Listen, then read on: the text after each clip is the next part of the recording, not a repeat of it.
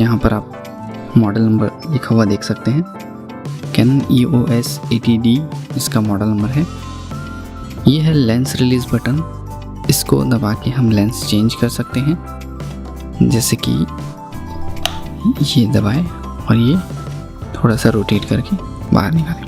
या फिर से हमको लेंस वापस लगाना हो तो ये रेड पॉइंट इस रेड पॉइंट से मैच होना चाहिए। ओके, कुछ लेंसेज में ये रेड पॉइंट ना दिया हुआ होके वाइट पॉइंट दिया होता है, जिसको हमको मैच करना पड़ता है। ये लेंस का रेड पॉइंट मैच करके हम इसको हल्का सा रोटेट करें। जब ये कट करके कोई साउंड प्रोड्यूस करे तो हम ये समझ जाएंगे कि ये लेंस अब फिट हो गया है। ये कैमरे का LCD स्क्रीन है, जिसको हम अपने अकॉर्डिंग एडजस्ट कर सकते हैं। ये वेरिएबल एंगल पे एडजस्ट हो सकता है।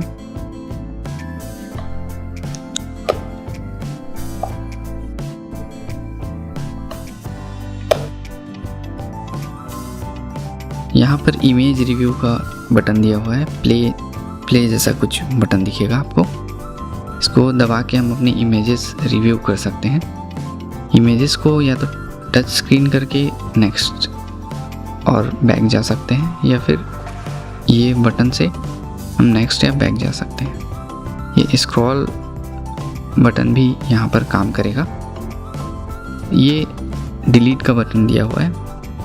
इसको दबा के हम कोई भी इमेज को इरेज कर सकते हैं। इरेज करने के वक्त जब हम बटन दबाएंगे तो ये कंफर्मेशन मांगेगा, और जब हम इरेज कर देंगे तो वो इमेज डिलीट हो जाएगा। और ये क्विक स्विच बटन है, जिसको हम दबा के कोई भी मेन्यू पे और भी फंक्शंस चेंज करने के वक्त स्विच कर सकते हैं। या तो हम डायल से नेविगेट कर सकते हैं, या सीधे टच करके ही उस चीज़ को स्विच कर सकते हैं। यहाँ पर एक मेमोरी कार्ड स्लॉट दिया हुआ है।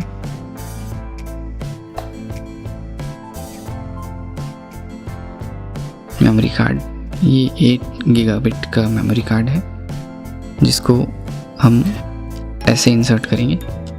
ऐसे इंसर्ट नहीं करना है, this is not the correct way. Correct way ये है इंसर्ट करने का। यहाँ पर एक निशान भी दिया हुआ है कि मेमोरी कार्ड को किस वे पे लगाना है। कट मार्क यहाँ पर है, कट मार्क ऊपर में दिया हुआ है, तो उस अकॉर्डिंग अलाइन करके इसको अंदर इंसर्ट करना है।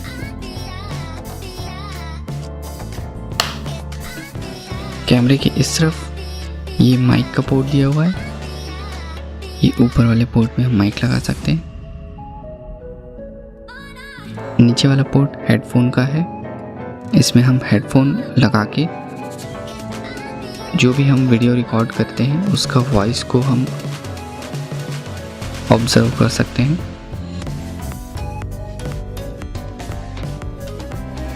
ये नेक्स्ट पोर्ट में ये USB पोर्ट है। नीचे वाला HDMI पोर्ट है, इसको हम कनेक्ट कर सकते हैं कंप्यूटर से। और ये नीचे वाले पोर्ट में हम शटर रिलीज लगा सकते हैं। जब हम कैमरे का फ्लैश यूज़ करना चाहेंगे तो ये बटन दबा के हम फ्लैश पॉप कर सकते हैं इस तरीके से। और ये लेंस का ऑटो फोकस और मैनुअल फोकस बटन है। अभी ये ऑटो फोकस पे है बटन, और अभी हम इसको मैनुअल फोकस पे कर सकते हैं।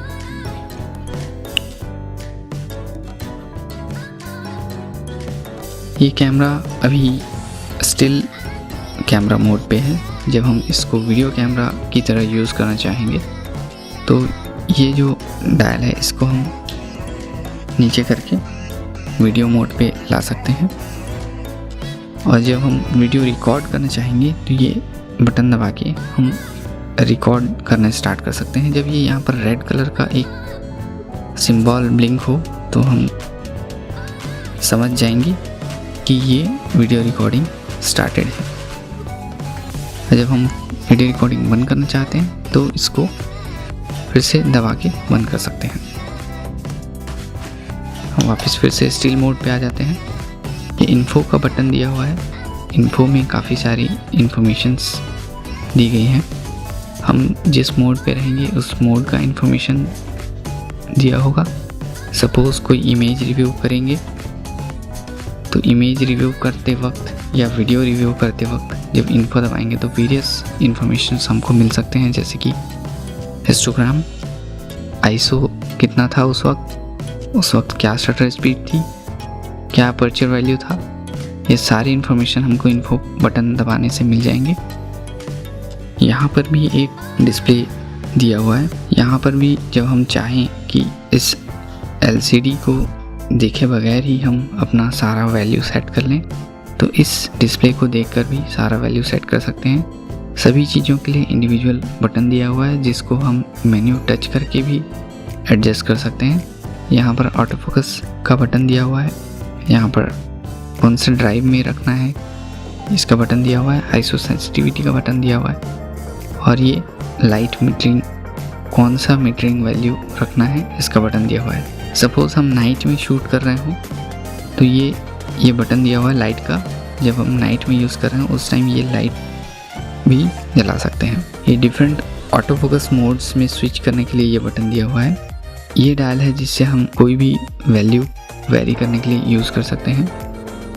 यही मेन डायल है। ये है हमारा शटर क्लिक का बटन, इसको दबा के ही हम कोई भी इमेज खींचते हैं,